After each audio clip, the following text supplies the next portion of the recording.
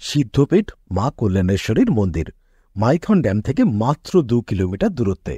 এর আগের ভিডিওগুলোতে আপনারা দেখেছেন যে মাইথন বেড়াতে গেলে আপনারা কলকাতা থেকে কিভাবে পৌঁছবেন, কোথায় থাকবেন, সেখানে বোটিংয়ের খরচা কত বা থাকা খাওয়ারই বা খরচা কত, সমস্ত ডিটেল কিন্তু সেই ভিডিওগুলোতে আমরা শেয়ার করেছি আপনাদের সাথে। আজকের ভিডিওতে আপনাদের সাথে শেয়ার করব মা কল্যাণেশ্বরী মন্দিরের সমস্ত তথ্য।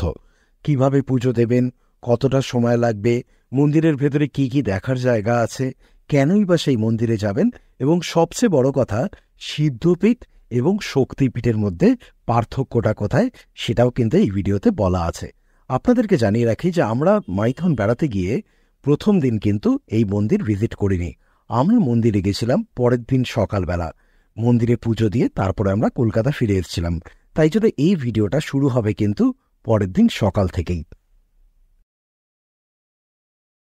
তবে ভিডিওটা শুরু হওয়ার আগেই বন্ধু হিসেবে একটা আবদার করছি, যদি এই ভিডিওটা দেখে আপনার ভালো লাগে, যদি মনে হয় যে এই ভিডিওটা দেখে আপনার উপকার হলো, তাহলে প্লিজ ভিডিওটাকে লাইক করবেন, ভিডিওটাকে সকলের সাথে শেয়ার করবেন, আর প্লিজ আমাদের চ্যানেলটাকে সাবস্ক্রাইব করবেন। আমি কথা দিচ্ছি যে জেনুইন কন্টেন্ট আপনাদের সামনে প্রত্যেক সপ্তাহে তুলে ধরব। আপনারা মাইথনে বেড়াতে এলে মাইথন থেকে জাস্ট 2 কিলোমিটার হচ্ছে মা কল্যাণেশ্বরীর মন্দির, এবং এই মন্দির কিন্তু ভয়ঙ্কর জাগ্রত, এবং এটা শুধুমাত্র এই লোকাল মানুষজন, আসানসোল দুর্গাপুরের মানুষজনের বিশ্বাস নয়। আমি তো কলকাতায় থাকি, আমারও এটা বিশ্বাস, কেন আমি অনেক শুনেছি, আগে পুজোও দিয়েছি। তাই চলুন, এখানে এই যে দেখুন দোকান থেকে ডালা নিয়ে নেবেন, 51, 101, 151 সব রকম আমাদের ডালা তৈরি হচ্ছে, আর মাইকে চিৎকার। তাই চলুন ভেতরে যাই।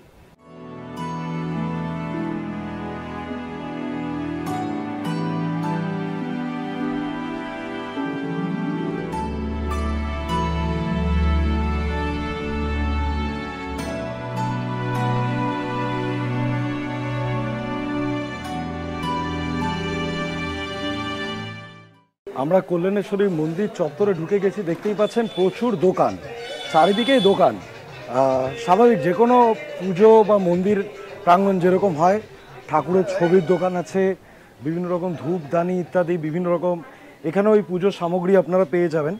আমরা বাইরে থেকে নেওয়ার পেছনে একটা বড় কারণ হচ্ছে, আমি গাড়ি নিয়ে এসেছি বলে গাড়ির পার্কিংটা ছিল, তো ওখানে একজন তার দোকানের সামনে সুন্দর পার্কিং করিয়ে দিলেন, তো তাই জন্য স্বাভাবিকভাবেই তার থেকে নেওয়াটাই তো স্বাভাবিক, তাই না? এখানে শাখা পলা ইত্যাদি সমস্ত কিছু পাওয়া যায়। তো অনেকের থাকে না যে শাখা পলা বেড়ে গেলে সেটাকে আবার ঠাকুরকে ছুঁইয়ে সেটা পড়ে, তো সেই জিনিস আপনারা করতে পারেন। আমি যেটা দেখতে পাচ্ছি, দেখুন এই দোকানগুলোতে বিভিন্ন রকম আপনার পুজোর যে জিনিস, মানে পঞ্চপ্রদীপ বলুন, ধূপদানি বলুন ইত্যাদি অনেক রকম রয়েছে। আপনারা এইগুলো একটু দেখুন, আর আমি মন্দিরের ভেতর দিকটায় যাই।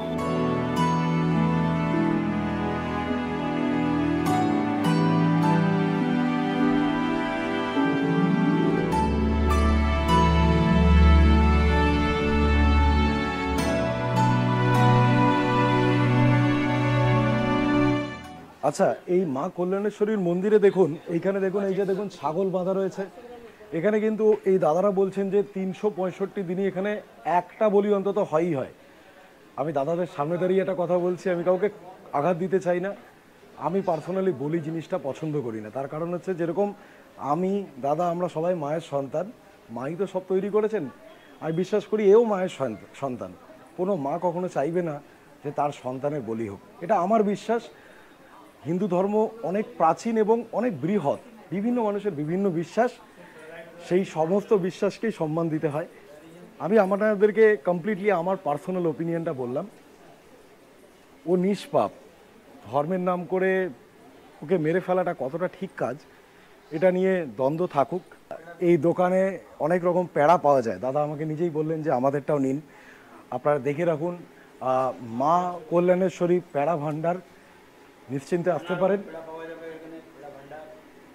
তো প্যাড়া ভাণ্ডার এখান থেকেও পেতে পারেন, এবং একদম মন্দিরের গেটের সামনে, এই দেখুন সামনে মন্দিরের গেট, তারপরে ওনাদের এখানে যে কোনো দোকান থেকে নিতে পারেন, কোনো অসুবিধা নেই, সবাই ভালো। A1 প্যাড়া, প্যাড়াতে ময়দা মেশানো থাকে না। আপনি যে উপোস করবেন, আপনি পেড়া আমাদের খেয়ে খেতে পারেন, নিজের উপোস করে। উনি বলছেন যে আপনি উপোস ভাঙতে পারেন এনার প্যাড়া খেয়ে, কেন কোনো ময়দা বা ইত্যাদি থাকে না, খেয়ে দেখবেন।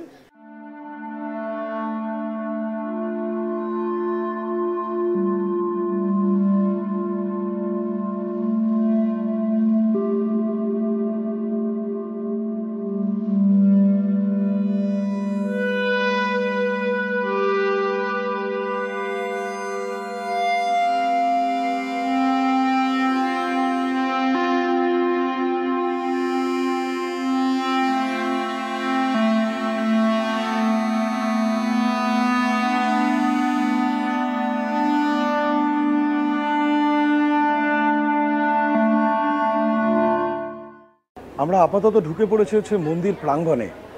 আপনারা দেখেই বুঝতে পারছেন এই চারিদিকের আর্কিটেকচার যে এই মন্দির প্রাঙ্গণ কিন্তু অতি প্রাচীন। এবং আমি যেটা বলছিলাম যে এই বিশ্বাস, মানুষের যে বিশ্বাসের জায়গা, এই দেবী, এই মায়ের মন্দির কিন্তু অত্যন্ত জাগ্রত বলেই সকলের বিশ্বাস। এবং আমি বিশ্বাস করি, আমি তো এমন মানুষ নই যে মানে ভয়ঙ্কর দেবতা ভক্তিতে ভুগি, কিন্তু আমি দেখেছি মা কালীর মন্দিরে এলে আমি একটা স্পেশাল কিছু ফিল করি। এমন বলবো না যে আমার প্রচুর ক্ষমতা বেড়ে যায়, আমার খুব প্রোটেক্টেড লাগে। আমার মনে হয় যে কোনো একটা আশীর্বাদ আছে যেটা আমাকে, আমাদের সবাইকে সুস্থ রাখবে, ভালো রাখবে। এই জিনিসটা আমার কালী মন্দিরে এলেই হয়। এবং শিব মন্দিরেও, বেশ কিছু শিব মন্দিরে গেছি, বিশেষ করে কেদারনাথে এটা খুব ফিল করেছিলাম, ভয়ঙ্কর রকম।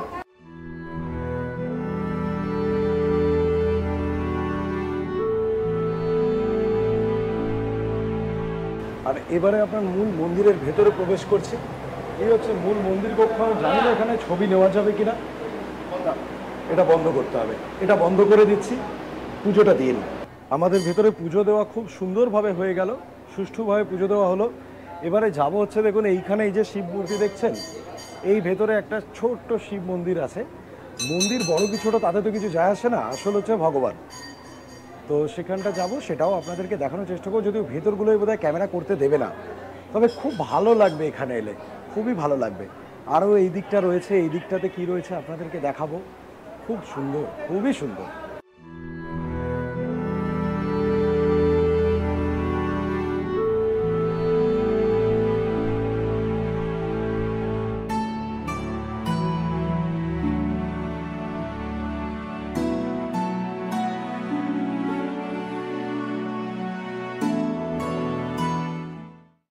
মূল মন্দির প্রাঙ্গণ থেকে আমরা এখন বেরিয়ে এসেছি।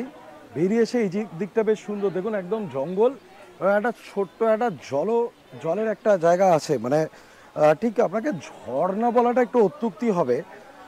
এটা ওই আপনার কোথাও থেকে জল আসছে, এবং যেহেতু পাথর চারিদিকটা, তাই জন্য একটা ছোট্ট ওই ছোট ঝোড়া টাইপের বলতে পারেন। তো চলুন। আর এইখানে এই যে মন্দির দেখুন, এই মন্দিরে মায়ের পায়ের ছাপ রয়েছে, সেটা এখানকার লোকাল মানুষজন বলল। এটা কিন্তু সিদ্ধপীঠ। সিদ্ধপীঠ আর শক্তিপীঠের তফাৎ কি? শক্তিপীঠ হচ্ছে সেই পীঠ যেখানে আপনার মায়ের শরীরের কোনো একটা অংশ পড়েছে, আর সিদ্ধপীঠ কি? যেখানে কোনো সাধু তিনি সিদ্ধি লাভ করেছেন। এই দুটোই হচ্ছে ভেতরে তফাৎ। তো চলুন আপনাদেরকে চারিদিকটা দেখাই, এবং মন্দিরটাও।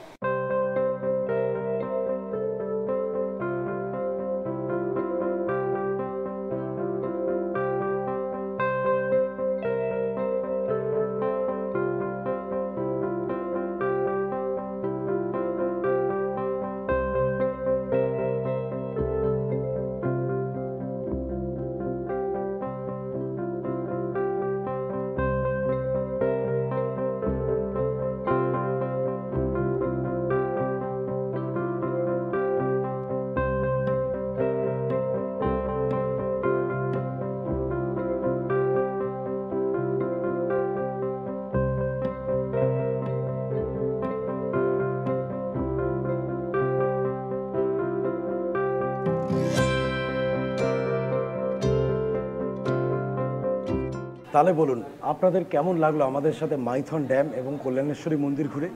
যদি ভালো লেগে থাকে তাহলে প্লিজ ভিডিওটাতে একটা লাইক, শেয়ার করবেন, ভিডিওটাকে সাবস্ক্রাইব করবেন এই চ্যানেলটাকে। আর যদি মনে হয় যে না ততটা ভালো নয়, সাবস্ক্রাইব করবো না, তাহলে কোথায় আমরা ভুল করছি, আর কি কি করলে আপনাদের আরও বেশি ভালো লাগবে, সেগুলো প্লিজ জানাবেন।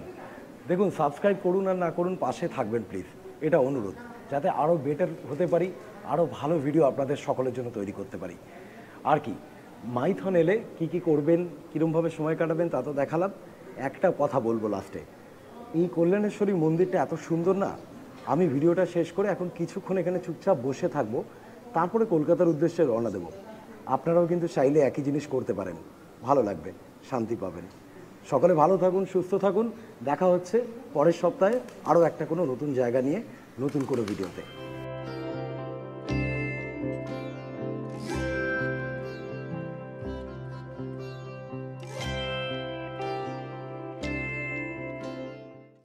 আশা করি ভিডিওটা আপনাদের প্রত্যেকের ভালো লেগেছে। যদি ভালো লেগে থাকে তাহলে একটা রিকোয়েস্ট করছি, প্লিজ ভিডিওটাকে লাইক করুন, ভিডিওটাকে শেয়ার করুন সকলের সাথে, আর আমাদের চ্যানেলটাকে একটু সাবস্ক্রাইব করে নিন।